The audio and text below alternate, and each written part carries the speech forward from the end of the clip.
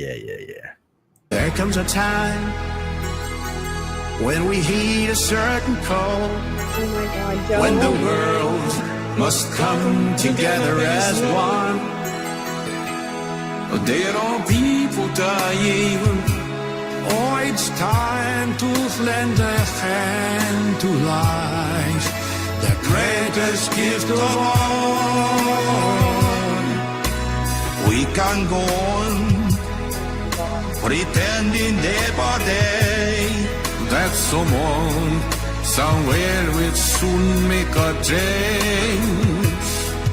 We are all a part of God's great big family, and the truth, you know, love is all we need. We are the world, we are the children, we are the ones who make a brighter day, so let's start giving.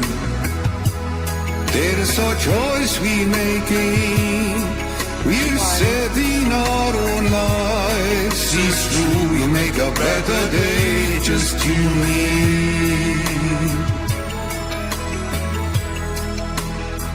Well, send them your heart, so they know that someone cares. And the lives will be stronger and free,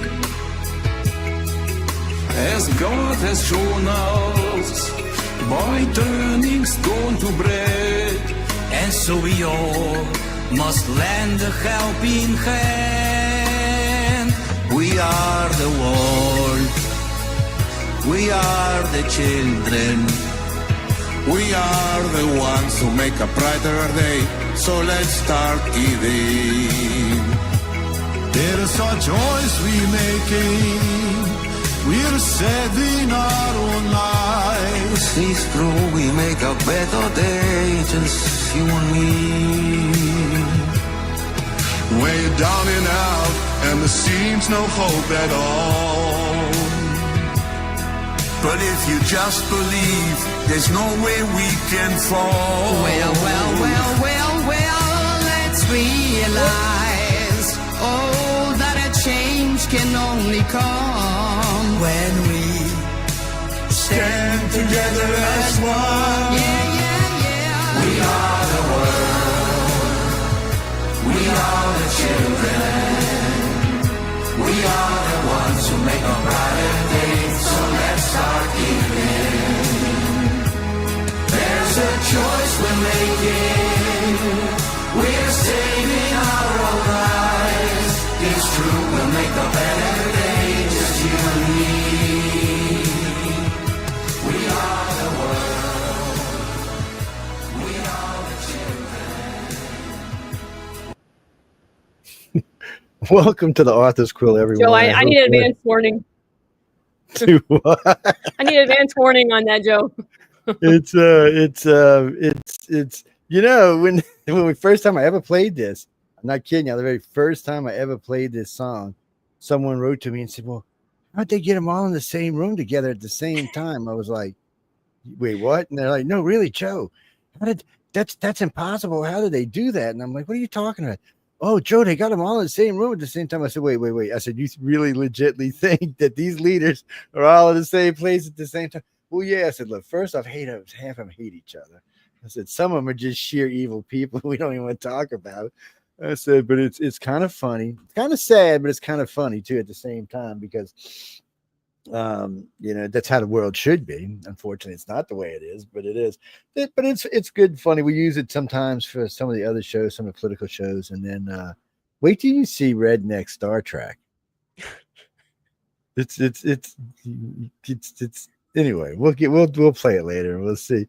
Matthew Wolf, what a name. I love that. Such an easy name, no crazy pronunciations. I have had no 10-syllable last names and stuff from places I've never heard of. Love my choice. A good friend of mine down here owns Wolf Construction, and it's funny because his name is Matthew Wolf. He made his money after Katrina, like a lot of people did. It was interesting. when you Google my name, I think it's Matthew Wolf. It's me and a golfer. I think those are the two that I That's cool. it's the only person that I run into contention with, but otherwise I have don't worry. Well, I was gonna say, just don't worry. Eventually, yours will be the number one. When it always bothers me when mine slips down to somewhere. I'm like, what the hell happened here? Yeah. Yeah. Well, in the very beginning, it was like my last name. I was somewhere like 15,000 down on the list or some shit. And then it took me about 2 years, and I got to number one. And then all of a sudden, some guy, he was a I can't even think of his name right now. It was two of them. It was a Charles Montaldo who wrote crime novels, and the other guy was a monk who made bread. I'm like, you blinking kidding me? This guy making bread. I'm like, no, I couldn't take it. I actually had to meet both of them. I couldn't take it. It was making me crazy. But it's weird because, when you use your names, now when you use, organization names, it's different.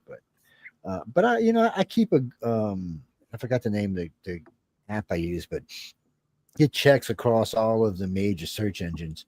It lets me know where different station names are going, which different show names are going, which different host names are where, and stuff like that. Like I keep track of this woman up here on the top, right? Because you never know what she's up to, so you gotta keep an eye on her. And then when she's not being evil, she sends her poor husband off to do her evil bidding. And I just don't know. Poor John. He's abused, man. So good to see you again, too, Joe.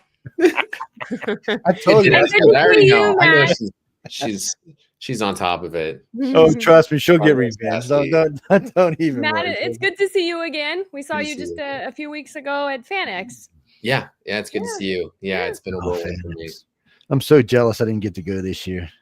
No, you should have come. We had a blast. I wanted to. Well, I like to drive. Okay, I don't like to fly up to Utah because it's such a beautiful drive up and back. There's so many pretty things to see, so many great skies to look at in between. But no, life had other plans for me this year. Okay, next year. Yes, just like my sister's still griping at me because I didn't go to FanX. I mean to DragonCon. Oh yeah. And I'm like, I said, you really griped at me because I didn't come sister. I said, when did you just come back from stuff? I said, where are we? Oh, I was in Athens, and then she was in Switzerland somewhere, and nice. I was like, yes, I said, it's nice, sis. Anyway, so Matthew, how you doing, man? What you up to before we get into some weirdness? I'm good. I am. Life is good. Just doing the two things that I do. I write books, working on the next book, and I just got back from New York, New York Comic-Con. So it's been a whirlwind. How was it in Crazy Land? I got a lot of friends in New York. They're all a little don't tell them. Yeah, there's New York in general is crazy. I like Salt Lake. I mean, Salt Lake, I have a huge fan base, so I can just sit there and sign. New York is just crazy, and it's just like, I don't know. I mean, getting around in general, it was just a madhouse. Yeah, it's funny because anytime I go to places like that, I always get hold of one of my local friends because I'm like, look. I was like, how the hell do you maneuver around in this city without losing them? Oh, let me show you, Joe. And they make it look like it's nothing. I mean, really, they do. But you try it by yourself, you'll end up in places you didn't even know existed. Yeah. You'll be like, nah, that's okay. It's but we were in Gettysburg and we were going down to DC. And the guy who told us how to get there was pretty straightforward. Go there, change trains, and you're there. My friend said, yeah, if you do that, you'll be in Maryland somewhere. I was like, what is that? Like, oh, no. So, yeah, it's always good to have a local. When you can get one, it's always good to have. And Salt Lake is great. Yeah. Salt Lake was amazing. Yeah, plus, you get to sleep on Sundays. That's true. Yes. It is one of the few cities you can sleep on Sundays. Nowhere around here. Sunday is just play day here. So, there's lots of noise going on. But Salt Lake, I remember the last 2 times, I was like, man, it is quiet. I was like, yeah, I'm going to sleep till like 3 o'clock in the afternoon or something. It's hey, look, when you can get it, when you can do it, you can do it. It's nice. I don't know. Everybody's always nice there. I mean, I've been to Salt Lake probably a dozen times or more, and everybody's been real nice, real laid back. I've been to FanX 3 times because of these strange people here. And what do you mean, Christopher? What do you mean? Because she's strange, man. I'm telling you, you just don't know. I know her. You just don't know. You just know because she knows because I like her. Well, no, you listen to me later today on chat or listen to me on News on the Flip Side. Trust me, you'll know if I don't like you. I can be very rude when I want to be. Sorry, guys. I don't know why my phone's. Stop it. Why is this Except thing even nobody's on rude here? when I go on the chat. Everybody behaves. Yes, when I'm there. because I threatened to hurt him. That's why. So it's Michael. No, we're just talking about authors and writing and how you get to learn how to write and what makes you a good author and what makes me jealous because I'm lucky I can write anything. It's a good thing I can write my name half the time. It's I've always said, my teacher told me one day, she goes, you know, you really understand this. I mean, you could probably write if you wanted to, but you're so lazy. I'm like, yeah, I am. My penmanship is just so lazy. It's gotten better over the years, and thank God for a keyboard. And even that, though, I like to do stuff like leave out periods and make giant paragraphs like 2 pages long and stuff. When I'm doing comments, people get mad at me all the time. Joe, you don't know what a period is? And I'm like, what is that? No. So now I just put gaps just at so. Now you just speak to authors. Yeah, so it's you easy. don't need to write if you Well, can no, just... in all fairness, because of people like you, Matthew, and other people I've met in over the last decade or so, I actually thought 10 years ago, if you would have asked me, do you know anything about authors? I said, oh, yeah, I know a lot. I didn't know squat. I know a lot now, but I didn't know squat. I can go to any place, any convention where there's a bunch of authors and hold my own, but that's mainly because the writers of the future. Because I've sat in on, well, almost 7 years worth of classes. It's like embedded in my head now.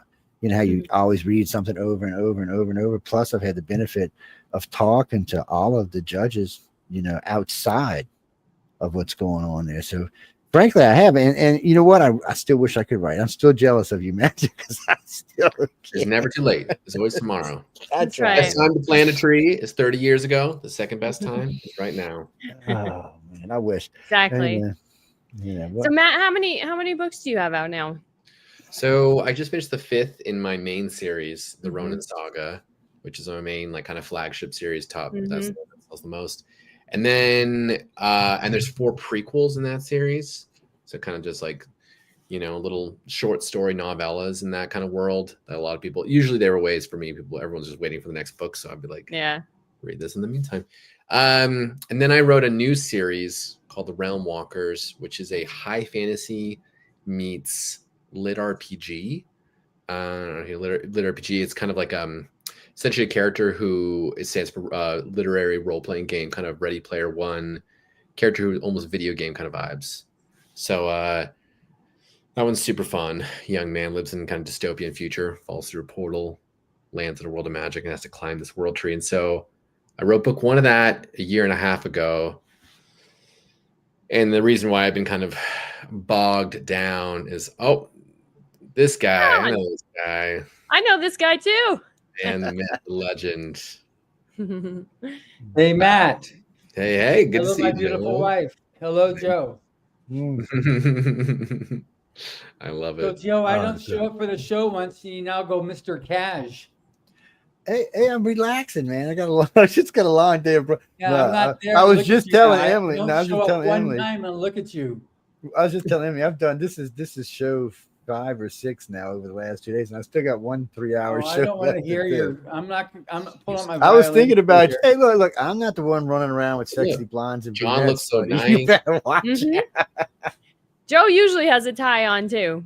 I do. I usually wear a Usually tie. does, except for And when you I'm know not what's there. sad is? You know what's sad is? It's actually right here. It's actually right here. Like, we'll do it like this. Yeah. There we go. It's I don't know. Today, for some reason, I didn't put one on. It's been kind of weird around here the last few days. It's okay, Yeah, Matt, and I don't have one like either. bust your chops to keep your manners in as an upstanding citizen. Yes, yeah. Well, no, I got Emily here for that. Yes. Keep doing that. It's oh man. So wait, what genre are you writing in, Matthew? I mean, what is your favorite? Because I know a lot of when I ask that question, I shouldn't Epic answer quite that fantasy. way. Because I know authors, like to play around and stuff, but I know you John's usually gonna be able to have- answer the questions better than I am. He knows the book fresher than I do right now. And I've read everything. I just keep up to him. He's got until April to get his next book out. I know. Everyone. Otherwise, I'm doing my next show on the story that didn't get published. Oh, Hey, that might make a good show, though. Ain't it? Especially with the cliffhanger that I gave you guys. you know what? That's I a know. take a number. It There's wasn't a several. cliffhanger. It was 2 cliffhangers. I know. It And was I like- announced on the show to millions of fans the release date, so I have accountability. Yeah, he's There's committed now to April. And Give that yourself show some is going to pressure. happen in April, so it'll be great. It'll be either a show that's going to like praise Matthew, or it's going to like lambast me. Just be That's 8 months. That's still a good amount of time. Yeah, I thrive under pressure, so I'll take it. I mean, he wrote his last book, and like he strung it along, and then all of a sudden, was it your editor or somebody said, "I need this"? So he wrote most of the book in like a couple days. Yeah, I wrote all Sky Thief in 30 days, and then I wrote book 5. Even though book 5 doesn't seem like it, I wrote book 5 in 2 months. So yeah, Ronin Saga, that's a long book, and there's a lot of stuff happening there. And it was after what? How many years? How many decades did you go between 4 and 5? 4 years. Yeah, it was crazy because he has so many subplots happening there to keep it all together. And we talked about how it's all in his head. And a Google document that if ever got deleted, I would probably just give up. But mostly in my head. It's always good to back it up when you can. I mean, there's nothing wrong with backing up, man. It's always a good thing to have, especially when you get in your head. But I mean, look, most people's memories are pretty good, unless you had bad habits or something. But no, I had a great interview. I did another podcast interview today with the president of the Publishers Association for India. And so he wants to get Writers of the Future being applied in all the schools there. And they've got you said it was like 230 million kids in schools there in India. Yeah, it's ridiculous. So we're going to have to hire some more slushers. But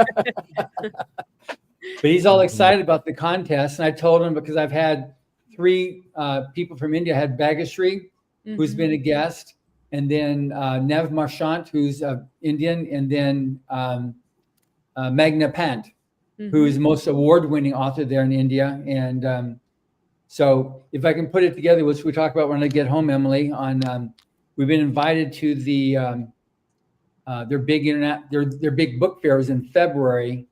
But they want to give us they said, if you get a booth, then we'll put you in all these different events and all kinds of stuff there. And the president wants to tour me around, and we can have us speaking from the stage, talking about the contest, and do lots of stuff to promote the contest to all the students there. So that could be pretty exciting. That's super exciting. That's awesome. Yeah. That's a huge connection. And then I also met the kids. There's a very famous French artist by the name of Mobius. And he was in the 60s. He was one of the founding judges for the Illustrators of the Future. And he just some artist named Mobius. I mean, that guy's got some serious cred. Like, he did the original storyboard for Tron film, Alien, Blade Runner, the original Dune, the early storyboards for it. So the guy's big time. Yeah. So I didn't really know him. So I met his kids, and they're just such fun people. They're French, very French. But we had so much fun on the interview talking about their dad and stories about him. And there's the magazine that's the what's the one that Rob Pryor now is part of. Heavy Metal? Heavy Metal. He was one of the creators of Heavy Metal. Wow. So yeah, he's just amazing in what he did and the type of art that he did. So it was great seeing him. Then I showed him the illustration he did for Writers of the Future back in volume 4. And they said they're not sure. They're going to check it and see if in the archives that they've got it there or not. But that was a very fun interview too, doing that. And then tomorrow, I'm hopefully going to be able to meet and interview the president of the Science Fiction and Fantasy Publishers Association in the Philippines, so we can talk about getting the contest involved there. So the contest is so well received that it's very, very exciting talking to people about it. So, and it's just the fact that we have all these great guests as on the podcast, and that it's grown so much, because I don't know how many people listen to it today, Joe, but last week it was 3.4 million people, which was just way cool. Yeah, I haven't really actually looked yet today. I've been I figured until later on. Well, he's busy playing with the lightsaber there. Well, no, I always had the lightsaber with me. So he's always playing with that. Yeah, I actually had gotten one for Emily, but somebody else conned me out of it. So Little What? shits. Yeah, You well, didn't tell me that. he was only this tall, and he Oh, kind okay. he Okay. suckered me. Okay. He goes, he said, I said, no, I got that for a friend of mine out in LA. When I grab it, bring it to him as a surprise. It's like, it was Kylo Ren's, and he's like, oh no, but Big Joe, you know, I need this to fight off monsters. I'm like, don't. Then he gives me the eyes. I'm like, oh shit.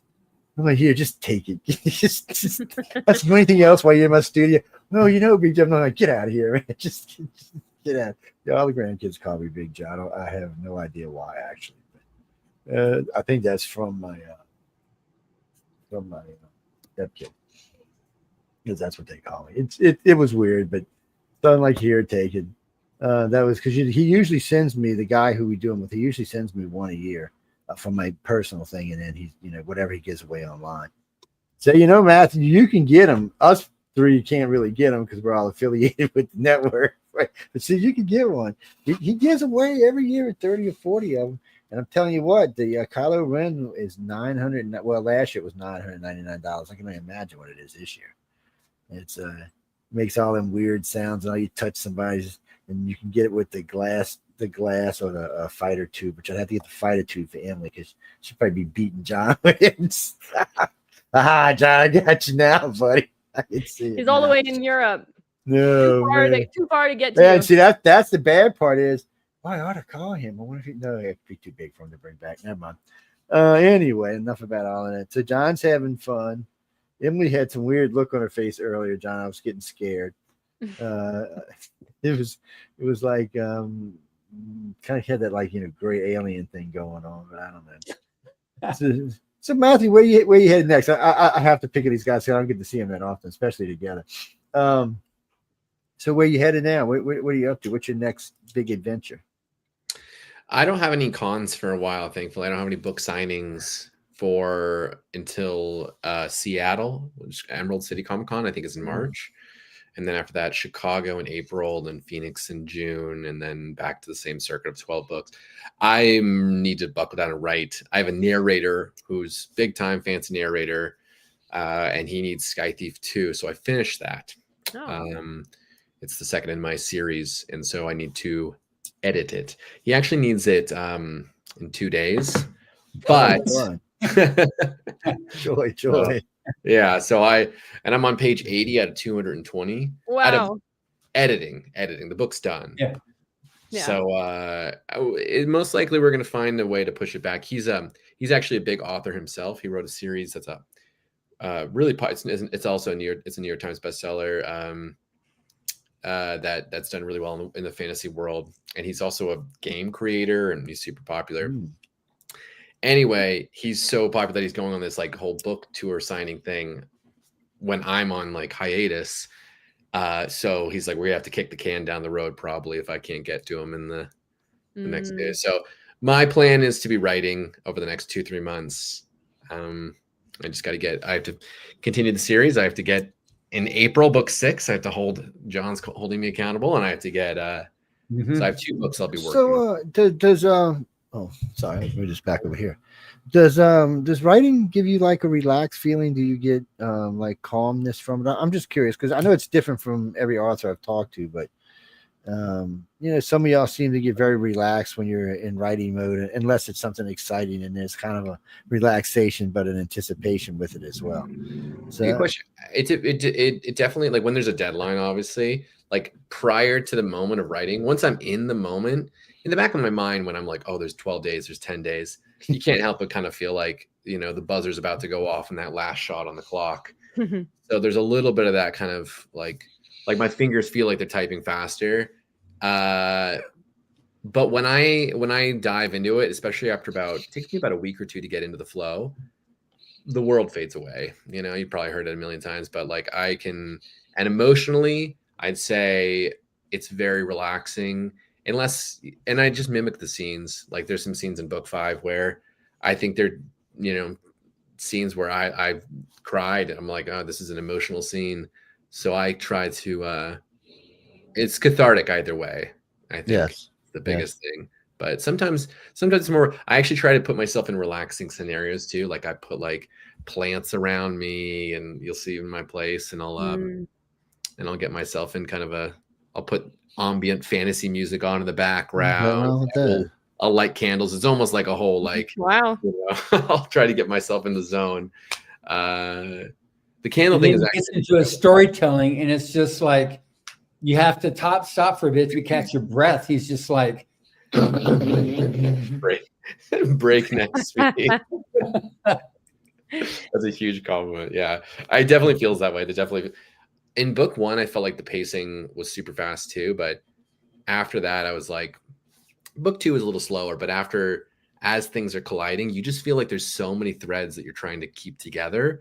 So there's never a moment where we're like, I'd love to spend a chapter and like have them in a tavern, but then as soon as they're in a tavern, this character who wants to kill them all shows up. So it's like any moment you think it's calm, you're like, I have to be tying these really intense threads together.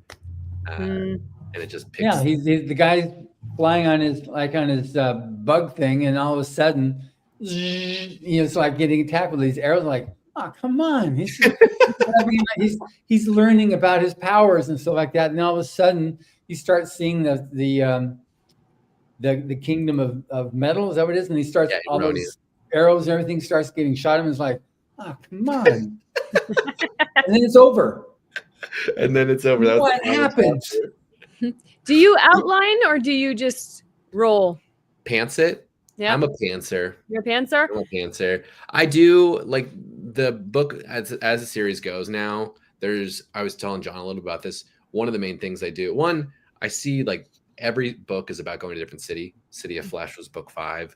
So I knew in that book, the main premise was this grand tournament, and tournaments are super fun. So I had no idea how it was going to turn out, but I just knew that like I wanted to pit them. My main thing when I look into a story is I want like the most like unadvantageous scenario to pan out. Like this character who definitely doesn't want to fight this character, well, they're going to have to fight. So that's kind of my like, what do I want? How do I take everything away from the character in the last moment, right when they're about to get what they want? But my main thing, each book is a different elemental city. Each book is a different finding a Ronin. There's 9 elemental cities. Exactly. And then there's 9 different Ronin. So book 2 is Citadel of Fire for the City of Fire. Book 3 is Bastion of Sun for the City of Sun, City of Water. And so, of course, though, it's not that simple. Like finding these legendary young knights, like they're like, hey, everyone thinks they're dark legends. So they're like, I don't want to join. There's like 3 or 4 of them now. They're like, nah, not me, bro. And then there's 2 or 3 of them that are bad. So they're like, so it's. But then they have this like, I mean, on that last one, there's like bad, and then all of a sudden, is he good? Yeah. You don't buy it. You said you don't buy. Yeah, that one of the characters has says. But then after we finished the podcast, and I read the last few chapters because I was motoring trying to get through it before we were on, and then I ran out of time, and your schedule was there. So then I read the rest of the stuff and went, whoa. But then he was saying, he doesn't do the types of endings that, that have this, like what happens? He said, I don't do that. He doesn't do single ones. He does double ones. I did say that I didn't do that. I think that I did it twice. I did it twice. Yes, you did. But you get the cozy. They're all together. You get the Ronin together, and you get that. Kind of, I do, and there's more to come. I know. Yep. The audience is sitting here going, "What are these two talking about?" Yeah, I know. You got to buy the book, people. That's what this is. You got to buy the book, people. It's an amazing series, the Ronin Saga. Well, you got to tell them at least what the hell you're talking about, so they know what they're going to look for. Yeah, because they're kind of. I'm sure they're sitting there going, "What's going on?" So we've done enough mystery, Sam. It's now for your elevator pitch. Yes. So the story is, so people come by the table. So it's a high fantasy series, epic fantasy series, dragons, magic, elves, all that good stuff. The series is called the Ronin Saga. And the series is essentially about a young man named Gray.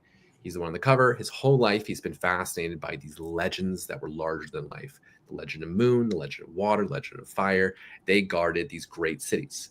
So if anything happened, these elemental warriors would come from their respective cities, and they'd come together as these 9 knights, and they would take out dark armies. They'd replace kings or queens that were kind of evil.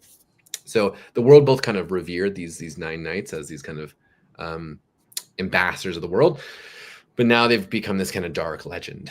Mothers tell their children to go to bed, otherwise the Ronin will get them. Everyone thinks that these knights that used to protect the land eventually snapped, turned, and almost destroyed the world. So as the story goes, they're just kind of the boogeyman of the world. The main character, Gray, loves that story. He's been in every tavern, every inn, but now the shadow has returned. The knights are back. He walks outside this tavern, and out of the mist steps the Ronin of fire, wreathed in flames, the Ronin of moon, cloaked in shadows. These warriors are real, and they are descending. They are passing their powers on.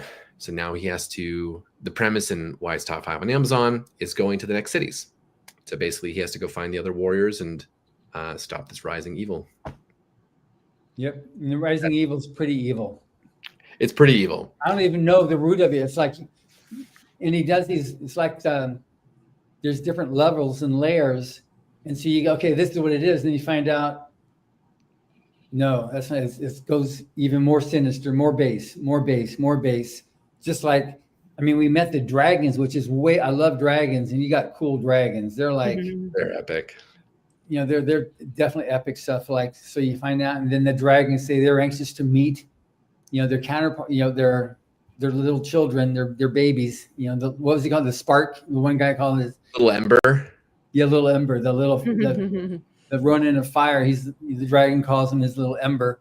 You know, so they all have their little things. So you find out, wow, so this is special. So it's all coming together. It's building, and you can see it's building, but each sub story is pretty massive in and of itself. So you've got what? Number 5 is what's next? 6.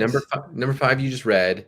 Number 6. Number 6, and then you got 7 and 8. You said you got 6, 7, and 8 to go. 6, 7, and 8. 6 will be the city of stone, finding the warrior of stone, and then 7 will be ideally the city of wind.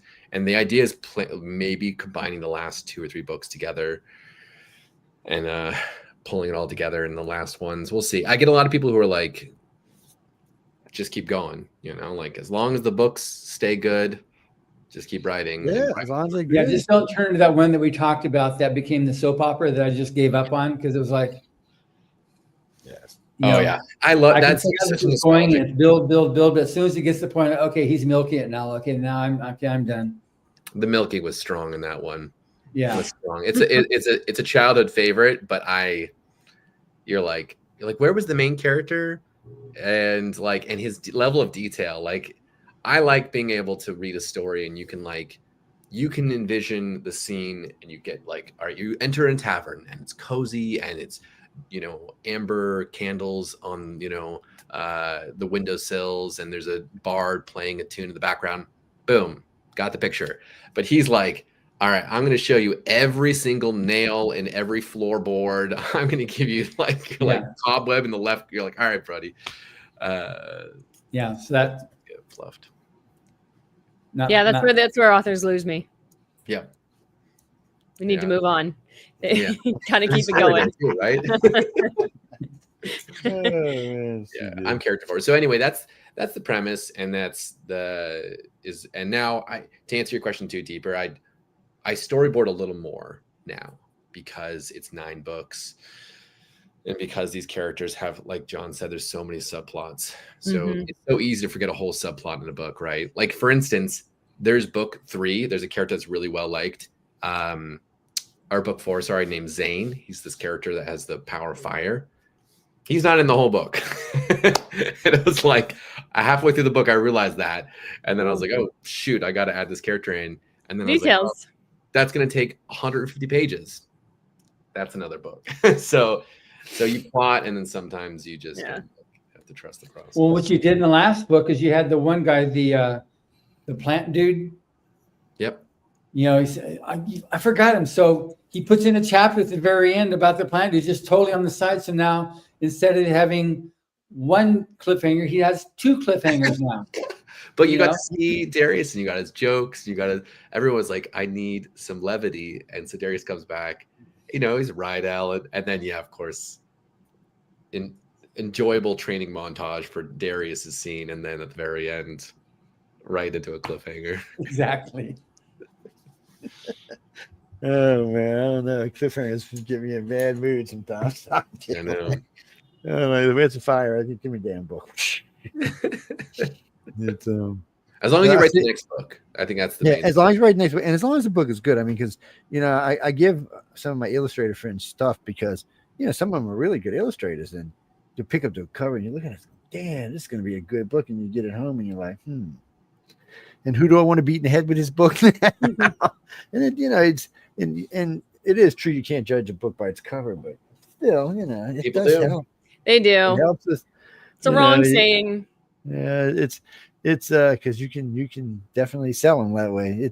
And I'm guilty of it myself. I can say for sure I've bought some books just based on the cover, and some of them honestly were good books. Yeah. And some of them you're were guaranteed when you get Rise of the Future, you've got a great book, and it's a great cover. Oh, and you see back here, Matthew, when you get new books or series, you send them to me. They stay back here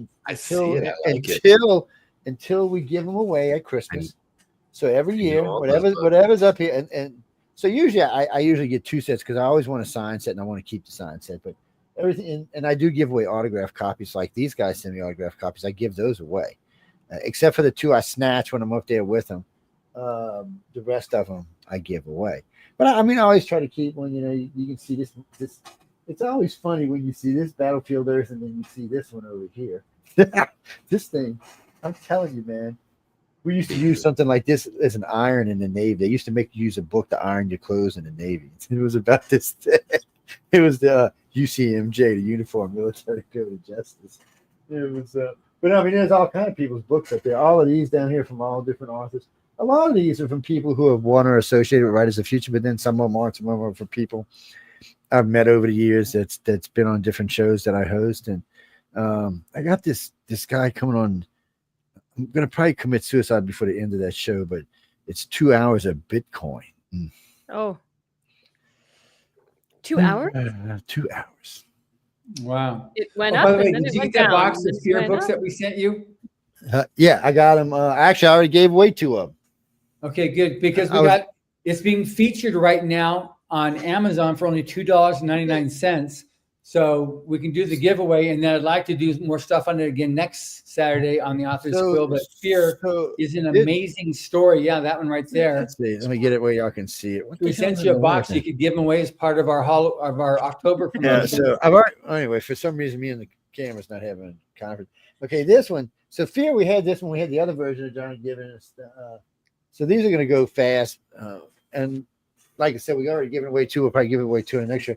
But this one here sounds a little on the dirty side now, people. I'm just saying.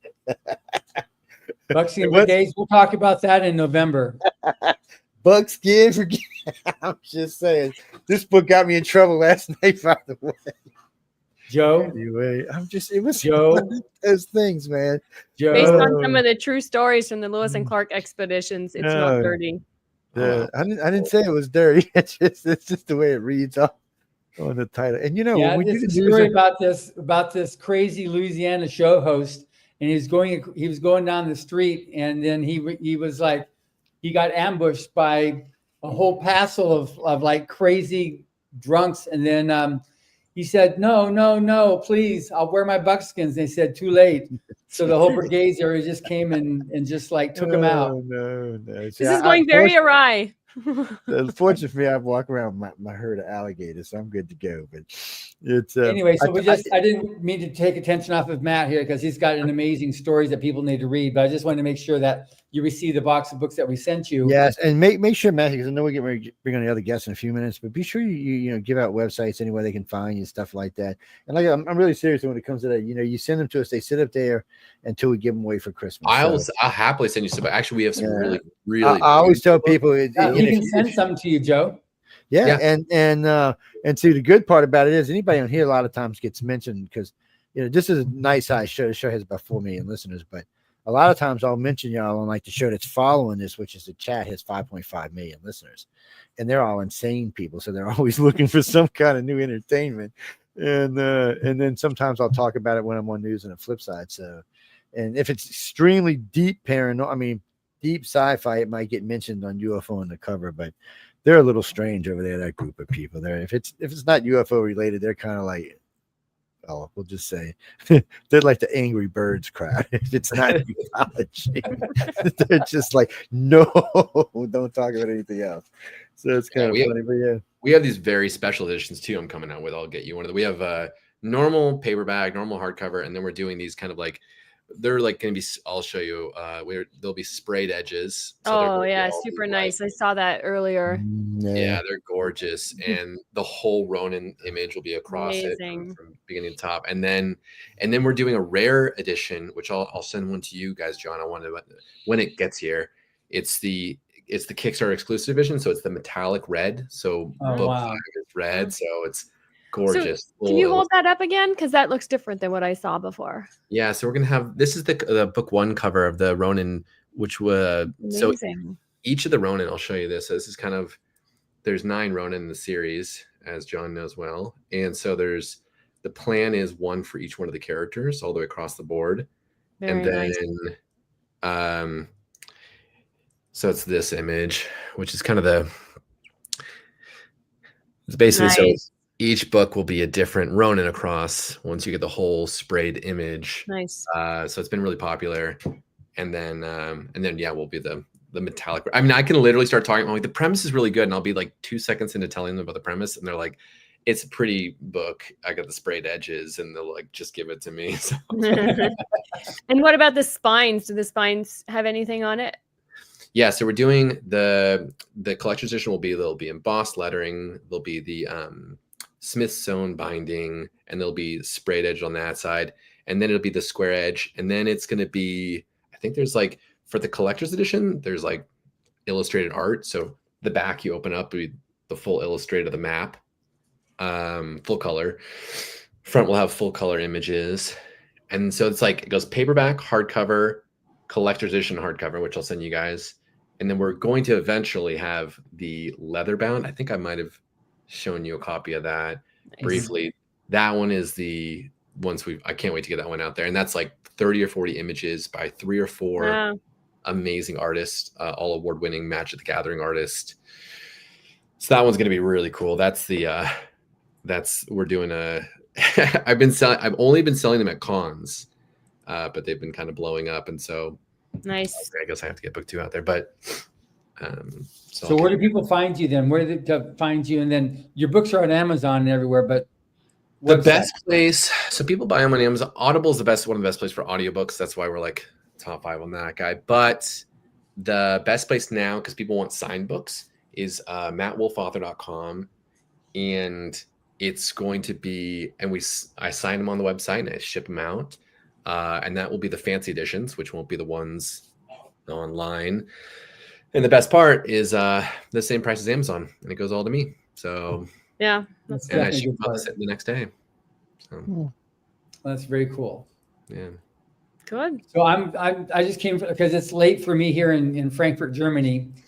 I have another show tomorrow. Shows again. I start tomorrow morning at 9 o'clock again, so I have to get up early to get ready and going in there. So I just wanted to come in there and say hello to you, Matt, and see my lovely wife, and to say hello to Joe and see if he was keeping his etiquette in, wearing ties. I have been behaving all day. Thank you very much.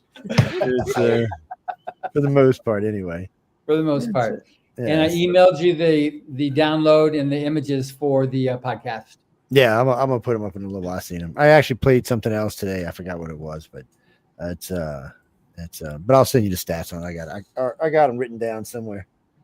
So today's episode didn't air then? No, I didn't have it. It wasn't up on your site, or I would have pulled it off your site, but it wasn't on the site. Okay. Yeah, so I would have pulled it, because anytime, if for some reason you're running late and I don't see it, I usually just pull it right off of SoundCloud. But 349 was there, but 350 wasn't.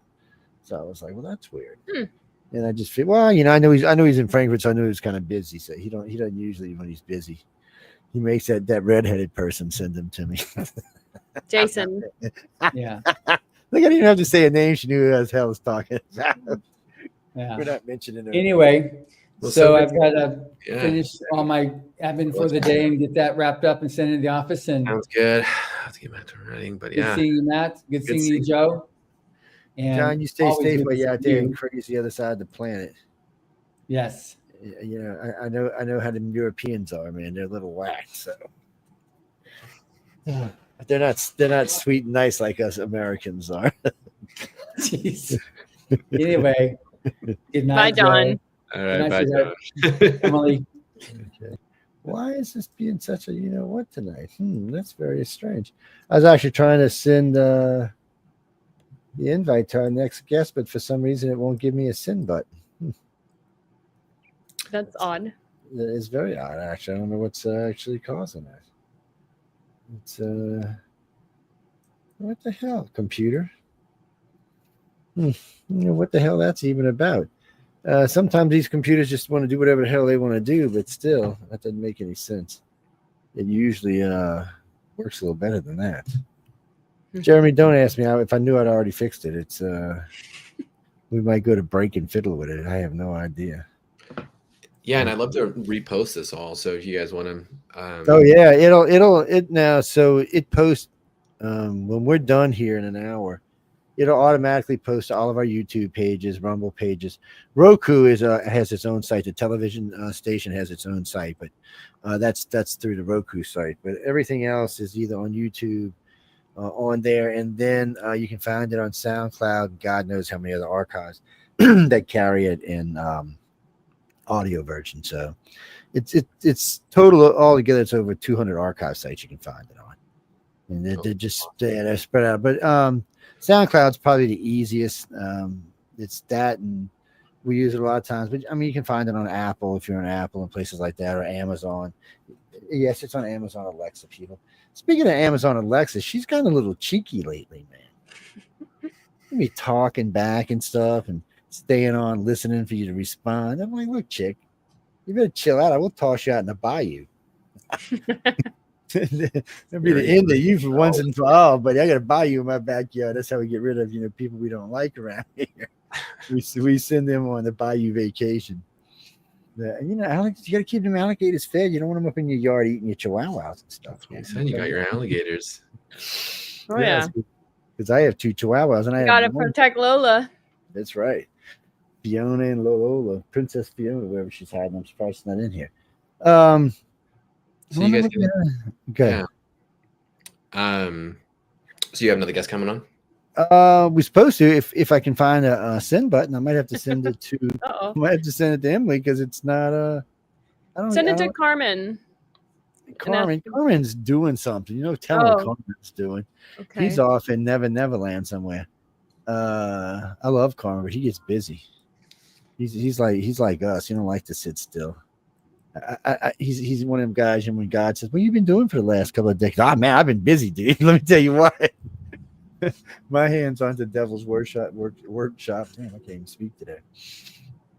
One more time. Let's try it like this, and maybe it'll let us do this. I've never seen it do this before, though. This is just. It's not good. Oh, speaking on, it's completely side note to both of y'all. So one of the news stories we carried last night was these 4 people went up to they're dressed in all kind of horrible costumes and were trying to break into somebody's house. It was kind of creepy, horrible, and funny all at the same time. That was over in New Orleans? No, that was on national news. It was a story we carried on News on the Flip Side last night. It was a story somebody sent us. I was like, I'm thinking the whole time. I said, "Oh, you want me to open the door, really?" I said, "I'm gonna introduce you to Martha if I open the door. You're not gonna enjoy it." Martha said, "You know what? I can't say on this show, but she's not friendly, man. She's very, very aggressive. she might have something to say about you beating on the door." I guess it's just not gonna give me this. This is ridiculous. I have never ever seen this ever happen before. Okay, well. It wants to be a problem, I guess. And everything else is working fine too. All the rest of the emails working. Nothing else is just for some reason. This one particular. Maybe if I do this a different way, maybe we can cheat. So Matt, John also reposts this on his Facebook page, but I guess after he gets up tomorrow. But if you can't find it, you'll probably find a link at his page. Okay, great. Yeah. Sweet. Well, I'll let you guys go then. I'll have to, but let me know yeah, just however you want. I love to send it out and hype it up. Great. So thank you guys. I Yeah, appreciate it. Thank you. Anytime, just let Carmen know we're always here doing something. I love it. I love it. I'm always here to chat. You can tell, like, get me on a tangent. I will rant away and chatting with you guys. Sweet. Awesome. Very good talking to you. Chatting you too. See you, Emily. See you, Joe. Okay. Nice talking to you, Matthew. Okay. What? Well, I'm just losing all kind of stuff on this thing today, man. This is just, I feel like I'm in the Twilight Zone or something. It's like, Why don't you close your email and open back up? Should I sing a song while we're waiting? Just kidding, because you'll lose all your subscribers if I do that. No, yeah. And what kind of song were you planning on sending?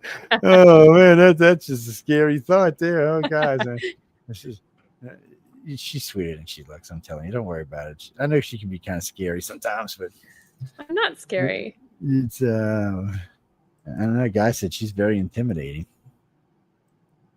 What's your name? You want me to bring her here? You can come on here and talk to her. Oh, people, we got some weirdos watching today. Y'all must be left over from last night, huh? We had a very strange, how can I say this? We just had a very strange crowd last night. I don't want to say any more than that. All right. They were getting into topics that were not allowed. Even on that show, they weren't allowed. Wow.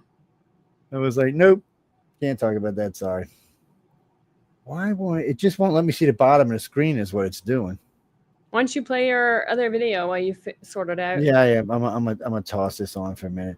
Actually, there's two of these. They come back to back, guys. So this is Redneck Star Trek, Beam Me Up Bubba. This is TOS. This is the original Star Trek, and then Generations follows it. So anyway, let me toss this on the screen. Do I need to brace myself for some more AI wonky stuff? It's yes, I do. Okay. I'm braced oh myself. My gosh. Okay. Let me put it on big screen so everybody can see it.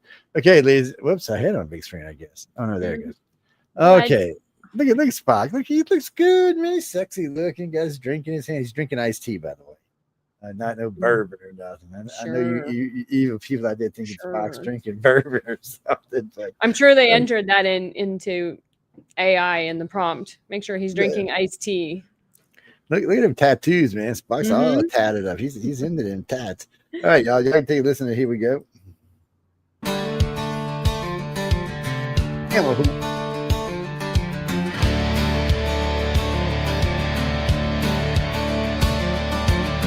Captain Kirk and a wife beater shirt, beer in hand and mud on his boots, hollering loud about the warp drive broke. Y'all were stuck in this galactic hooch. Spock's on the porch here, sharp as knives, sipping sweet tea, calculating life. Says Jim, that ain't logical, you're just drunk. But Kirk hollers back, Spock, hold my scum, beam me up, Bubba, this trailer's on. Hey, what happened? I don't know. It blew up. It blew itself up. Did y'all blow up Bubba? Come on, what happened to Bubba, people? Y'all got Emily drinking over there, man.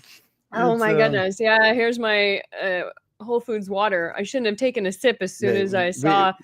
We all know it's in that Whole Foods water. It's called vodka water. Man, I just opened the bottle.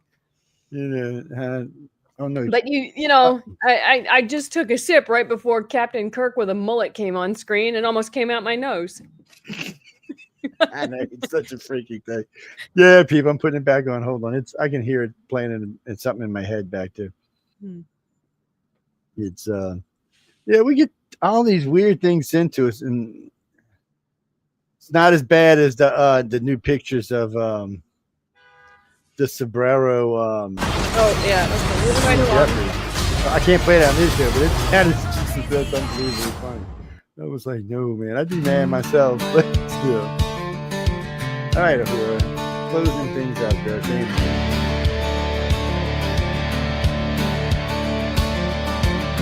Captain Kirk in a wife beater shirt, beer in hand and mud on his boots, hollering loud about the warp drive broke. Y'all were stuck in this galactic hooch. Spock's on the porch here, sharp as knives, sipping sweet tea, calculating life. Says Jim, that ain't logical, you're just drunk. But Kirk hollers back, Spock, hold my scum, beam me up, Bubba, this trailer's on fire. Scotty's grilling hot dogs with the plasma spaceship with a rebel song.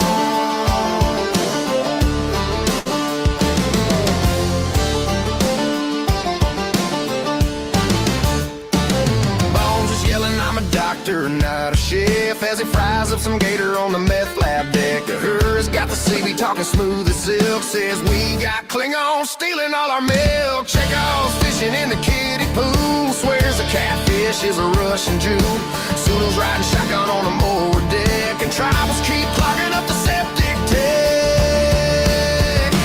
Beam me up, Bubba, this trailer's on fire. Scotty's grilling hot dogs with the plasma wire. We're boldly going where no redneck's gone, in a double wide spaceship with a rebel song.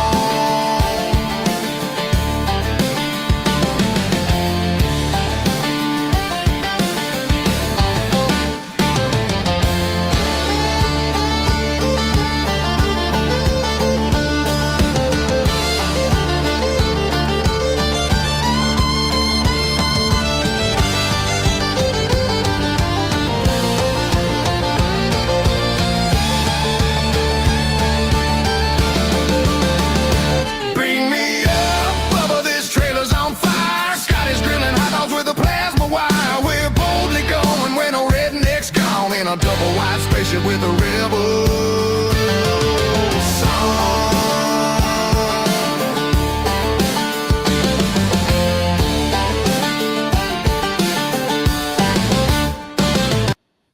Who writes this? Oh my If you live here in goodness. Mississippi right now, $0 down gets you a brand new heating and air Oh, no, conditioning guys, we got system. this last one, then we got to get back to work. Oh, it's Jordan.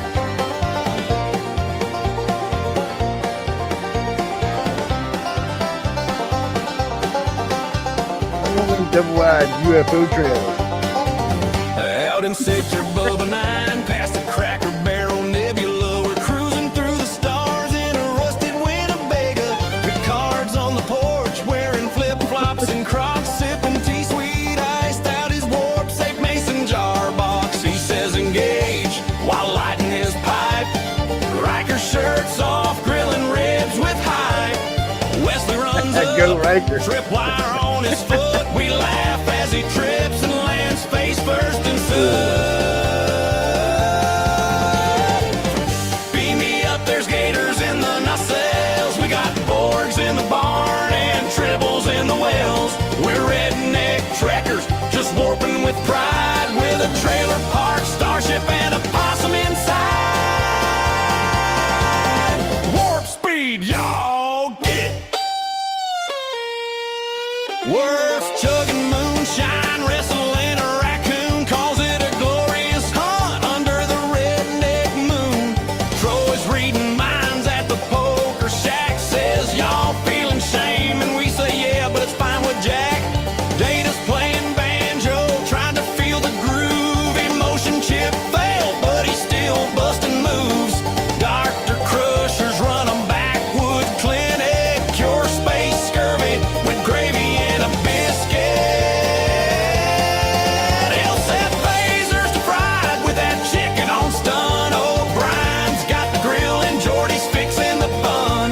Q shows up drunk in a camouflage hat, turns a moonshine jug into a warp capacitator vat.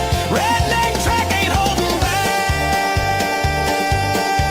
Yours got a shotgun posted at the still. Security alert, some Klingons on the hill. Them boys show up, but they ain't looking for war. They just want cornbread and a jam with the boys next door.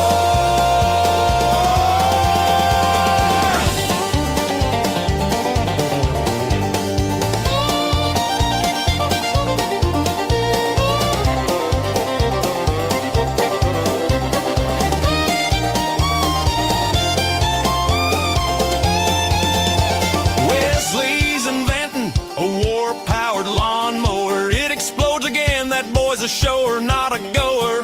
Picard hollers, make it done, number one. Riker moonwalks barefoot, yelling, this is fun.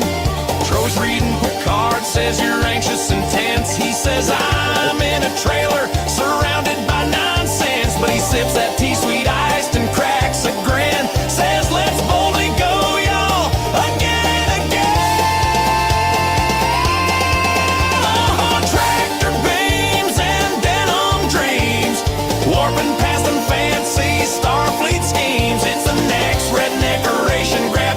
chug and sing, where redneck logic outdrinks the captain's bling. It's the next redneckeration, a blundering sensation. Yeehaw! Oh, Oh Lord. my goodness. Out of control. Oh man. And you know the old rules, people. Any moans, groans, bitches. It's like or ruining my complaints. childhood there. No, Jeffrey, really. Any moans, groans, bitches, or complaints. You know the rule. Write to Michelle DeRoche. Courtesy of Michelle DeRoche. Yes, she loves when y'all write to her. It makes her afternoons when you write to her. Yes. She says she feels loved when you write and complain, especially you people who write to her and say you ask her to fire me. That's even better ones. She gets such a kick out of those. Yeah, she feels the need to call me and tell me about them. Yeah, like the lady, what was it, Saturday night before last, screaming at me, I hate you, I hate you, I hate you. I'm going to get you fired. And the other two hosts are laughing their butts off because they know she can't get me fired. But she's just going on and on and on. It happens. People So, get were you upset. able to get a link to Craig? Actually, no, I don't think so. We're going to try one last time. That's what I was doing when Alright. I had it coming back up when we were talking. Oh, And okay. for some reason, it just will not give me the send button. It won't go all the way. I don't know what the hell's going on with it. It just won't go down. It stops right below the folders. Would you like to try and send it to me? Yeah, I'm gonna send you both. Hold on. Let me send you his email. No, yeah, let me send you his email first. Let me go back in here. Hello, Heidi in Boulder. Yes, we have Heidi. Oh, hey Heidi, what you doing? What did I do with that? I just had it right yonder. Yonder like a spring Honda. Actually, Jimmy, I don't know when I'm going to Atlanta. I gotta go see my sister and my niece and all. But life has just not been cooperating, man.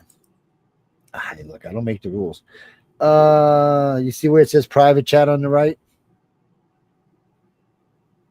Emily. I see it. I'm looking. I'm reading Heidi's message. Look, you and John have psychic abilities now. I don't know. I'm one of them. Okay, that is the guest number, and then let me give you this. This is the studio. Okay. Top one guest, bottom one studio. Heidi is like one of the best cheerleaders on the network. Yes, That's super nice. Yeah, she hangs out. She takes care of all the shows and advertises them. Jeffrey, I will promise you, I will try putting Pal Talk back on this computer. I just haven't had time to fiddle with it, and because I don't want it bogging down the system when I'm chatting and stuff, or when I'm putting up archives and stuff like that. So, no, there's some kind of glitch on this thing. It picked up a cold a couple of weeks ago. I don't know what it is. As long as I don't overtax, I was talking about it earlier. It's probably just a RAM issue, but I unfortunately I'm not a normal computer operator. I tend to have a lot of stuff going on at one time. Like right now, there's 1, 2, 3, 4, 5, 6, 7, 8, 9, 10, 11, 12, 13, 14, 15, 16, 17, 18, 19 windows open, and they're all doing something, all of them. And that's usually there's twice that many because I have background stuff running for archives, but I'm not doing that because it's been acting squirrely. Because I think I've been overtaxing it. Either that or this woman from Los Angeles put some kind of voodoo spell on it or something. Since you brought up the book Fear, we're in October. Yes. Spooktober. We're gonna maybe another show, but we always ask questions on when we're going to give a book away, and one of the ones was who wrote Fear, and we did that. Matter of fact, in the last giveaway, we on both books we asked who wrote them. It was funny because the last time I gave Fear away before this time, when I asked who wrote it, right off the bat they said L. Ron Hubbard, and the book got given away first time out. On this one, I must have got 9 different names. Some of people I've never even heard of before. I was kind of like, okay. And they were guessing that it was some random person? Yeah, well, I'm going to go grab one copy. One sec. Yeah, what bothers me is because I always show the copy of the book. When you see the copy of the book, I mean, pretty much has. L. Ron Hubbard, real big right there. I mean, there's fear down there at the bottom with my fingers covering it up, but maybe I should hold it like this. But still, it's pretty big. And you would think, and and I've mentioned his name many times, so you would think, but no, they will. Maybe it's because it's Halloween month or something. People's brains are somewhere else. I don't know. But I know when they hear the title, they want the book. I had a version. This is another version of Fear. Your way. This is art that Rob Pryor did. Yeah, I had that version somewhere. Well, I might have gave them all away now. Damn. Well, since Craig is not here yet, did you send a link yet? No. Okay. No, well, since Craig isn't here, I'm going to talk about Fear since it's October and this is our most popular horror flick. So, where is? I'm listening. You know what Stephen King says about this one? He says, a classic tale of creeping, surreal menace and horror. One of the really, really good ones. So this is one of the books that actually inspired Stephen King. It was actually written in 1940. Oh, yeah. See, there it is right there. Still in the plastic wrapper. Wow. It's hidden back there. I didn't even know it was back there. I knew I had one or two still around. Have you read it? Have you read Fear? No. Oh, you have to read it. No, it's like real twisted. I told John he's got to send it to me in an audio book. You want it in audiobook? Yes, because I don't get time to read it. The audiobook is super creepy on that one. That's good. I like creepy. That's a good thing. There's nothing wrong with that. It's a matter of fact. Oh, I'm glad you said that because we're going to get to give this away soon. I don't know if y'all can see this, people. No. Oh, is that the Battlefield Earth flash drive? Yes. Look. This is this. Yes, look at the size of this book. Look at the size of this book. That's this. I'm not kidding y'all. This is this. Yes. Plus, this has all kind of sound effects and all kind of other lovely things that goes with it. So John had sent me this earlier this year. And I tried to put it on my TV, but my TV did not like it. And so I put it on my computer. Yeah, my computer's already got it. So I've already uploaded everything off of this onto my computer. Actually, uploaded on 2 computers in case something happens.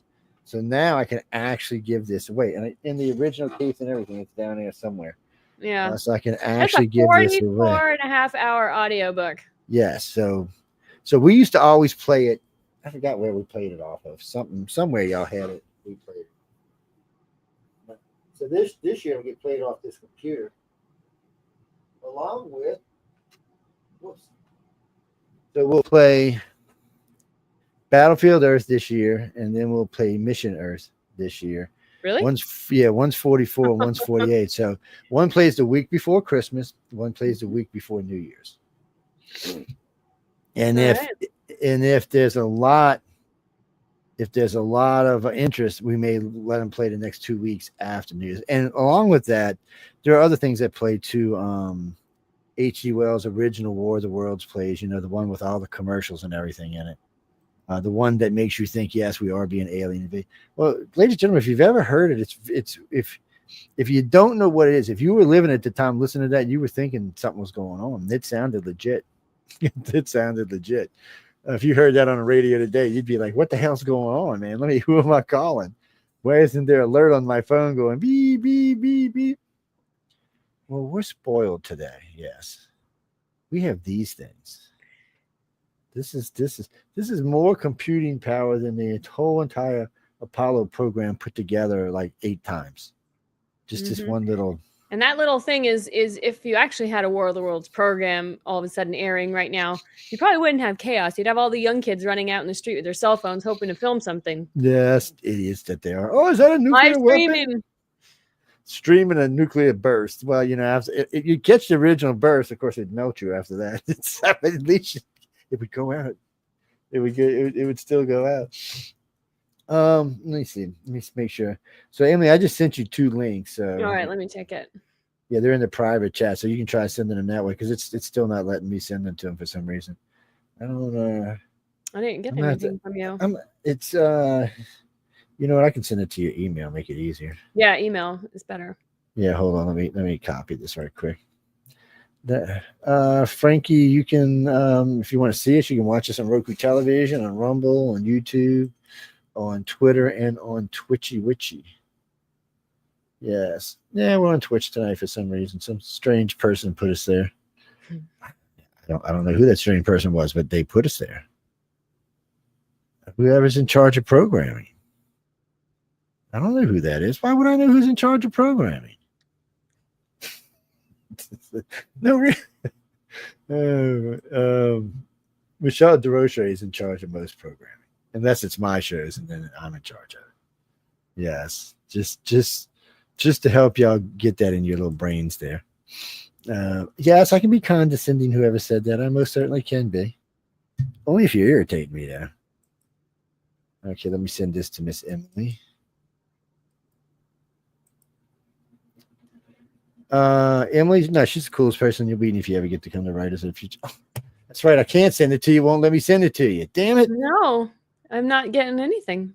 Yeah, it won't let me hit the send button. I got the same problem with you I had with him. Oh, it's just your send is not working at all. Yeah, so the Is only he place writing to you saying that he's waiting for a no, link? I don't even think I'm getting anything. Oh, Last thing I got was from John. So look, I'm gonna have to do it this way. Let me go back to the studio. On the right, there's a place on there that says private chat. Look in the private chat. There's 2 links. You'll see. Oh, them. I see. Yeah. So yeah, you can get them out of there. I was hoping. I don't know why I went back thinking it would let me send it to you. That was just a dumbass on my part. What's that, Michael? No, really, she is. Emily's great. I just like picking on her, and we always have a lot of fun when she's there. She works like a maniac there. You have to lasso her to get her to have a drink. I mean, it's really hold still for a minute, woman. You might get usually busy when you come to LA. I'm producing the event. Yeah, she stays busy. And she's still a sweetie. Yes. And she has to deal with aggravating people like me. It's there's far more aggravating people there than me, trust me. I'm just one of many. It's no, they keep them busy. No, legitly, they keep them busy. The first time I ever went, I think the first 3 days I seen her maybe 5 minutes. Well, that's because I'm setting up for the event. Yeah, but now I spend more time with them now because they feel more like family, and really I do. I miss them when I'm gone. So I get to see them more. I try to have breakfast with John in the mornings and just to see what each one of us are doing because we try not to step on it because we're both doing interviews. Yeah, we're just getting them out the way. Well, I do those interviews and then I do a lot of stuff. I just sit and listen to the judges and stuff so I can write different articles and things.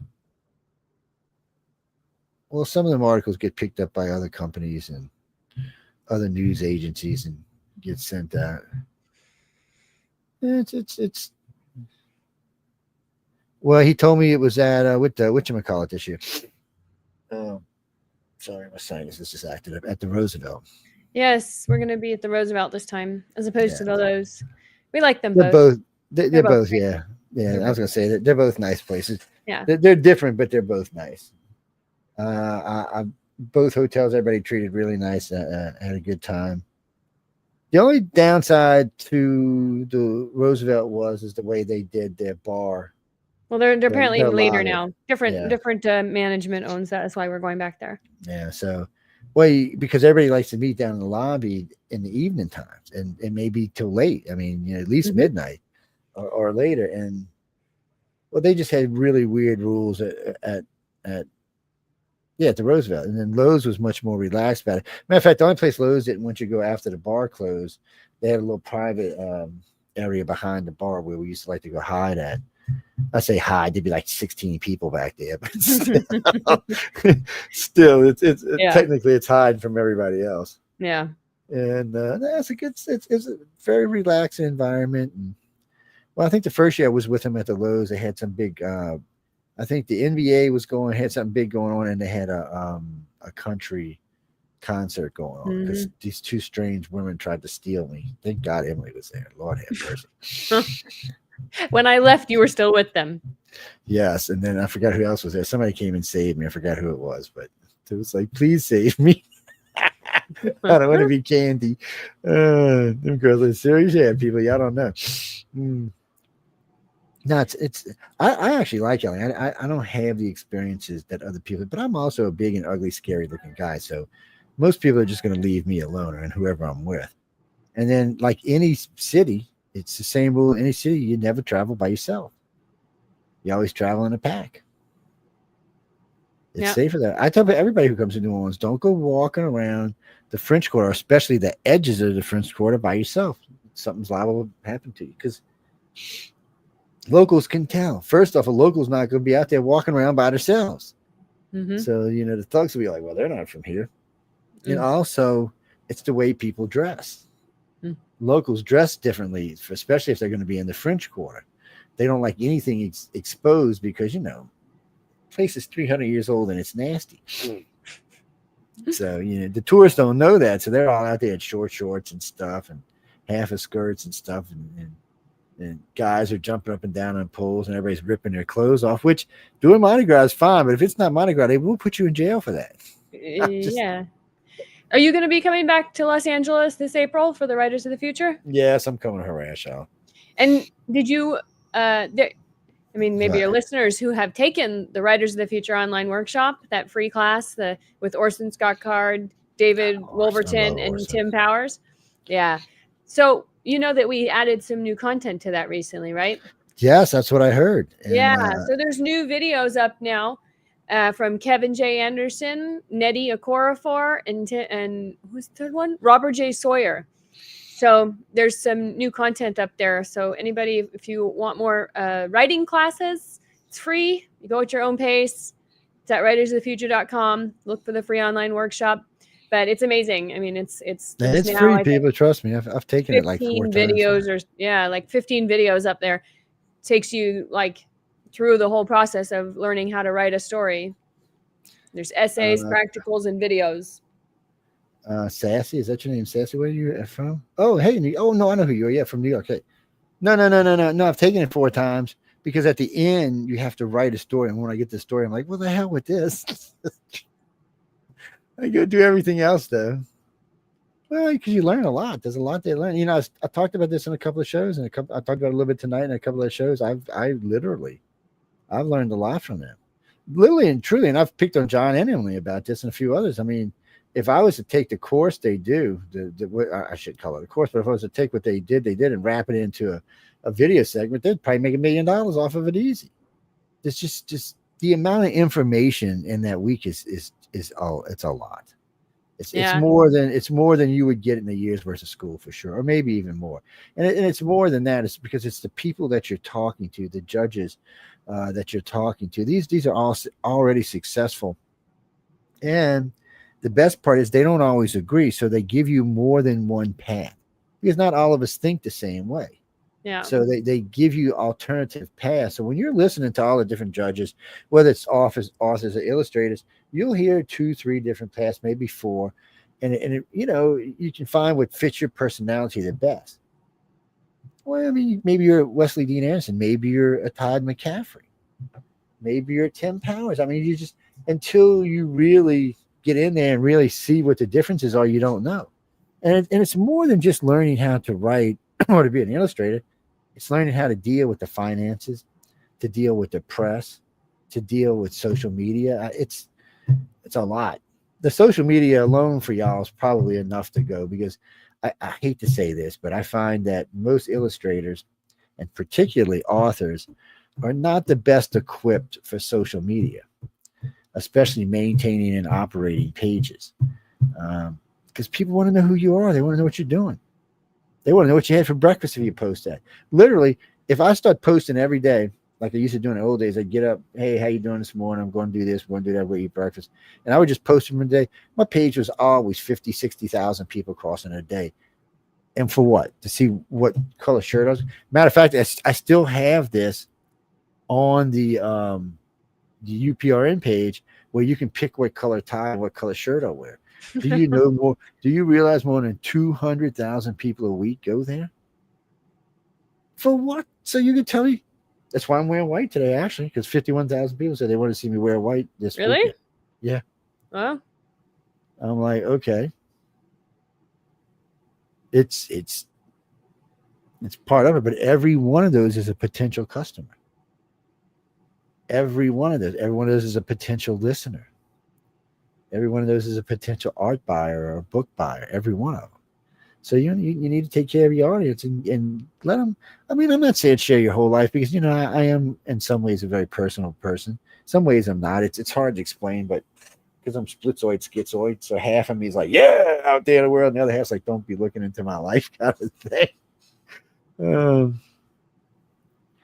Well, today, you have to be sociable to make it in the world today. Matter of fact, if you ever get to meet the group over at Author Services and Writers of the Future, you'll realize even the shyest one is still sociable. Yeah, well, you have to be willing to say hi and get out there and talk to people. What are you talking about, Kirby? What picture of what? Post it on Messenger. Let me see it.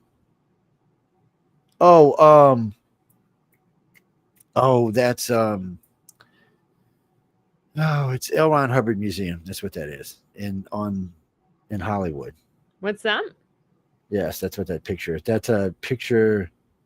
So they have a museum, and I've been fortunate to have a couple of tours of it from a good friend of mine over there. Just Chelsea. Just blonde-headed woman. This Amazon we call Chelsea, and no, she's a sweetie pie too. But no, that was a picture that was taken. I didn't take any pictures. Other than some pictures of some documents I wanted to look at. Other than that, that's somebody else posted that. But I recognize it. Well, no, actually, so when you come around the top and you're coming back down towards the bottom, there's a section on Dianetics, and that's where that picture was taken just before it. Yeah. I think it's a great museum. I think if you go there, you should go learn about who the guy is. Yeah, there's a museum about Hubbard. It's right there on Hollywood Boulevard. And I always tell people this: if you're going to hate on somebody, you should at least learn who they really are before you hate on them. I don't mean you. I know you're not hating. That's not what I meant. But I'm talking in general. Well, you can't be famous and not have haters. It's almost exclusive. It's just hard because there's always going, especially in today's world, there's always going to be somebody who hates, somebody who doesn't like what you're doing, somebody who doesn't feel like you're representing them correctly. Yeah, that's why I can talk politics, because I'm a centralist, and I'm like, I can't say what I am on this show, but no, this show and News at UFO on the Cover, there's no cursing allowed. There's none of that allowed. None of that misbehaving that you see me do on Friday or late Saturday night. The chat is another question. The chat starts out. The chat is the show for insane people with insane personalities. Sometimes it can be very light and level-hearted. There's always going to be a section on food because there's always going to be at least a half an hour on. So the last time I was on the chat, you told me that we were not allowed to talk about food, and then somehow that's what we were talking about for half of the show. Yes, because you can't help it. You just can't help it. It's like a disease or something. No, one of the hosts was sitting there eating a big burger or something. Remember? Oh, you see, another thing, no good SOBs. It's what's it? No, Janine, we are looking. So real quick, since you brought that up, we are looking for hosts for both News on the Flip Side and the chat. Now, what's funny about it is News on the Flip Side, we're getting ready to change the show back to its original form back when I used to host with Stephanie Benetti. Oh God, too long ago to mention. But which in that show they had segments. So at the end of every hour, the last 10 minutes of every hour, probably about 8 minutes of the last hour, someone comes on, a host from another show, probably usually is what it is, or somebody's specialty, and they'll have something they particularly talk about. It might be world affairs, it might be something weird that went on that week. Like today, it's No King's Day. It would probably be that, or something like that. Just segments in there, and then the show is divided up, and then the way that hosting staff is also divided up. The chat is designed for 4 to 6 hosts. Right now, there's only 2 of us on it. You scared all the rest of them away. So one of them got his butt in trouble with the big boss, so there's nothing I can do about that. And the other one has some personal issues going on right now. And one of our female hosts is finally got custody of her baby again, her boy. So she's kind of busy with that right now, which I don't blame her for that. So basically, life gets in the way. Yeah, the food porn segment is outrageous, and I mean, it's just outrageous the stuff that comes up on it. And Amelia is just evil. Amelia's fantastic. Yeah, she's evil food porn, man. I'm telling you, queen of food porn. It's Amelia is Michelle DeRoche's co-host on The Outer Realm. Yes, she's part of the network. She's on extended leave right now. Yes, and no, she's a good friend of mine. She's a Canadian like this Canadian sitting in front of us here. Yeah, and wow, we got a lot of Canadians on this. At least I think 8, and then I'm friends with probably another 10 or 12.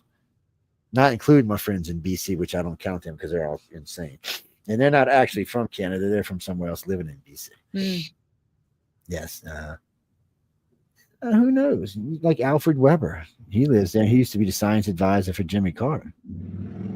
He's a friend of mine. He's crazy and says people live on Mars, and that's where Barack Obama's from. So, my gosh. Who cares about Kenya, man? You know, I mean, who cares if he came from Kenya? He's from Mars. I'm like, whatever, man. He's the one that got me in trouble because he said something about we were doing numbers one night about people who have maybe seen aliens or had contact or something. And he said, oh, well, that comes out to 1.5 billion people. I'm not kidding you. For the next 3 years, I had people writing me. The Australian science community did a complete thing on me. Not an article. I mean, it went far beyond. It drove me crazy. So I finally asked them, I said, can I have rebuttal time in your book? And they said, yeah. So I wrote a scathing rebuttal, and they left me alone. I was like, God. No, I hit them with facts. That's all I did. I learned a long time ago the best way to fight somebody is with facts. Yes. So if anybody was hoping to hear Craig Miller today, unfortunately, we haven't been able to connect with him. Yes, we'll have to reschedule him. Matt was great. Super nice guy. Yeah, we could have made him hang out, but then I'd rather harass you anyway. Well, I think Matt had some writing to do. It sounded like he was on a deadline there. Yeah, well, that's how you make your money, people. Mm-hmm. Yeah, Denise, you're talking about Nick Redford. Yeah, he is a 9 to 5 writer. He gets up Monday morning, makes his coffee, has his breakfast, goes in the studio, writes till noon, goes, has lunch, comes back, writes to 5, boom, he's done. Monday through Friday. He's got like 144 books. Yeah. That's quite an output. It's like Kevin J. Anderson. We were discussing writer's block recently, and he was like, there's no such thing as writer's block. You sit down and write. If you're a writer and that's your job, then that's your job. He's like, doctors don't like go into the emergency room and go, excuse me, I've got doctor's block. And, excuse me, doctor. You got to do your job. It's like a plumber comes into your house and it's like, oh, so sorry. I just kind of staring at the pipes. I got plumber's block. Yes. What is this again? I don't know. Yeah. So, he said, you're a writer, you write. That's your job. You have your time, your slot, you sit down, you write. I thought that was pretty funny. Ryan, what are you talking about? Oh, no. Where are y'all at today? Oh, I know where you are because you're talking. Yeah, that's it's author services. That's the inside of it. Yes, that's the library. Where I am? Yeah, but there's a video up. I guess a video. That's an old video. It's like from 4 years ago. I posted a video. Yeah, I can tell because they changed where Mission Earth books are. They changed their books themselves. They got different covers on them. Yeah. I noticed just even little things. It's weird for me. It's but that's how I know what you're looking at is not what it looked like last time I was there. It's a great place. It's beautiful. Got a lot of good stuff in it. Just there's literally not just for me, but there's lots and lots of pictures of it all over the place. Well, the winners all post pictures and videos. We post pictures and videos. God knows how many they post of their own. And I know Maliva is like a picture taking fool. Maliva, this young woman, Maliva, this sweet lady that works for them. I always thought she was the camera girl for like the first 3 years I knew him, and then I found out she actually did real work. She's the editor. She's over our marketing department, and she. And then I had a whole new respect for her. Well, I didn't know. Nobody told me. How was I supposed to know? She edits the Writers of the Future books. Yeah. I always thought she was great for picture taking because she's just tall enough that I can see right over her head. So her head don't get in the way when I'm shooting. Like when y'all give me Chelsea or what's her name? Savannah, whatever her name is. Yeah. Them big tall girls. I'm like, get out of the way. No, Chelsea's taller than me. Yeah, she's taller than me. So she's about 6 foot, Chelsea. Yeah, when I'm shooting pictures, her head's always in the way. I'm like, Chelsea, move. She's like, well, and Maliva and I we've been doing it, shooting in the same rooms together now for like 6-7 years. So I've gotten used to how she does it. So she stays out unless I'm taking pictures of her, which, by the way, I've got a series I got to figure out how I'm going to post yet. I was going through them the other day. This is so I've got several of the women who are involved with this in particular poses. Not before anybody says anything nasty, not poses like that, idiots. I just mean like strike a pose, like, are you looking at me? Stuff like that. Oh yeah. So I got some up in the library, some down where the illustrators do their workshop. Yeah, well, yeah, where the radio show thing is. The theater. Yeah, so I got some in there, and then I've got them other places like that. It's I still haven't posted the first one I got of you. Thank goodness. Yes, that she's intense looking at that picture. You Joe, my power cable isn't working, so my computer's gonna crap out in the next 5-10 minutes. So get your butt out here. No, you get your butt out here. I can handle this. We only got like 10 minutes anyway. So okay, if I disappear, that's what happened. Yes, she's possessed. No, everybody over there is nice people. I told you. You send John $1 million, he'll let you come get a table. Or you just win the Writers of the Future contest, or the Illustrators of the Future contest. We'll pay to fly you out here. Well, that's a given. We always talk about if you win, you can come. But if you lose and you can't win and you're rich, that's the next best way of doing it. Huh? What do you mean? Would he really take it? Probably not. No, but you could no, offer. He wouldn't. You need to go to writersofthefuture.com and you need to enter the contest. It's very simple. It's actually free to enter, and if you send a story or illustration, you maintain the rights to your work. So we publish you. You get not only do you get prize money, you also get publishing money. So you get prestige, pro rates, so 8 cents per word of your story, and then illustration rates, and then you get published. You get flown out to Hollywood. You have a big awards event. You have a week-long workshop with all these best-selling authors, and then we send you out on signing tours, and then we put you on the radio with Joe. They put you on the radio with all kinds of lovely people. Yeah, I mean, there's going to be at the gala. There's always lots of press there, and sometimes there's multinational press there, depending on who their winners are each year. Well, a lot of times they have winners from overseas. Well, since I've been with them, their overseas audiences increased quite a bit. But and no, John, they fly you in from wherever the hell you are. Shit, they brought in Chris from Australia, man. I mean, that's the bottom of the damn planet. Yeah. And that's the one I call Mr. Blue Eyes. That's him. That's Chris. I think he lives in Poland now. Last I heard, that's where he's at. He's a lot of fun, but no, legitimately, they'll bring you from wherever you are. If you win, as long as you can get a passport, they'll bring you in. I haven't seen anybody yet, and sometimes there's multiple people from one country. Well, I know one year we had a couple winners from the UK, and then we had 2 from South America. It's as long as you win, and then you get to ask any question of any judge that the judges always surprised me, because when I first got with these guys, I thought the judges were going to be different. I thought they would be, your typical hotty, snotty, F you kind of people. I'm doing this just for whatever reason. No, these guys are doing it for legit reasons, and they're having fun while they're doing it. I think that was my biggest surprise of all the judges, is they're having fun. Yeah. All right, Joe, so my computer's pretty much expired, so I'm going to head out. Thank you for having me, and thanks for having Matt on. And make sure everybody who's listening, make sure you get your copy of Fear. It's $2.99 on Amazon right now. Actually, Joe, you have the one with the proper cover. But this one. So right here. Yeah, it's good chatting. There y'all go, guys. Now and everybody, have a great weekend. So we're going to be giving away one of these later tonight, and we're going to be giving away one of these. We'll be giving away a couple of these, and we'll also be giving some away on this show next week. But anyway, Emily, great to see you as usual. So I hope you have a great weekend. I'm going to bring these guys out of here. She's got to get out of here if she breaks something. And that's an alien abductioner does that. It brings it out, Anyway, I'm just kidding. But thanks again, Emily. I always do love talking to you. I always miss y'all guys a lot when I don't get to see y'all, especially since I didn't even get to see y'all at all this year. It's been crazy. Yeah, at least I get to peep in. All right, you stay safe, sweetie, and watch some crazies out there in LA. All right. Hugs from LA. Bye, Joe. Bye, everybody. Guys and girls, we're gonna get out here. We're gonna get out of here in just a couple minutes. Remember, the chat will be coming up in an hour. Y'all can go over there and check it out. What's that?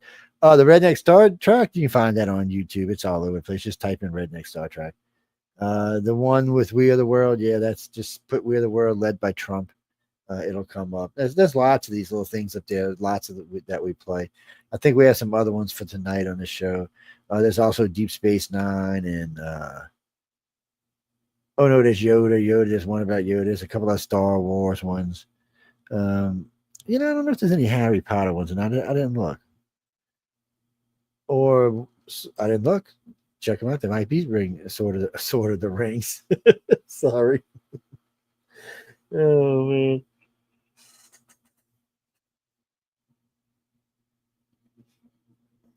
Oh no, Denise, but we got to go. We get ready to get out of here. So any moans, groans, bitches, complaints, anything along those lines, you can please write to Michelle DeRoche. She's like I said, she says she loves to hear from y'all. She says it's the way she knows the audience is for real and loves her that if y'all write to her. So if you'll write to her. Heidi, glad to see you. Hope to see y'all after a while. I'm going to get a bite to eat, and then we will be. I have a sandwich. I hate to say this. I have a Subway sandwich in my house, which is, for a coon ass is unusual. But hey, I was hungry. But I'm going to eat the other half of it, and then I'm going to come back and do the chat. Jay and I will be talking about several things tonight. What you mean, the shutdown? Yeah, we'll talk about it a little bit. I mean, there's not much to talk about. We're shut down. It's whatever side you want to take right now. You mean the polls? Yeah, we'll start doing polls in not long, 15, 16 days. We officially start 1 year in a presidential election. We start 18 months out, but in a in a midterm election, we start 1 year out, which will be November 5th or 6th. So,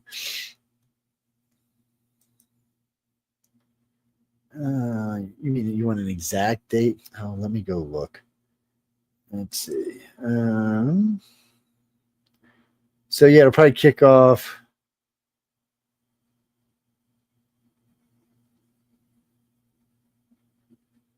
So Wednesday, the 5th or 4th was when it kicked off. So the first show we'll do it on will be the 7th, Friday the 7th. That'll be our first show where we do polls.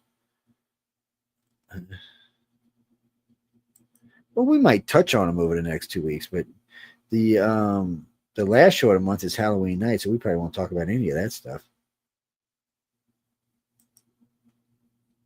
Yeah. But anyway, we got to go.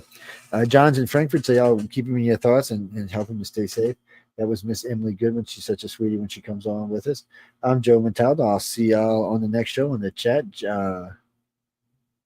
McNichols will be joining me and have some fun, enjoy life, and I'll see all of y'all in a little while. Good night, everybody.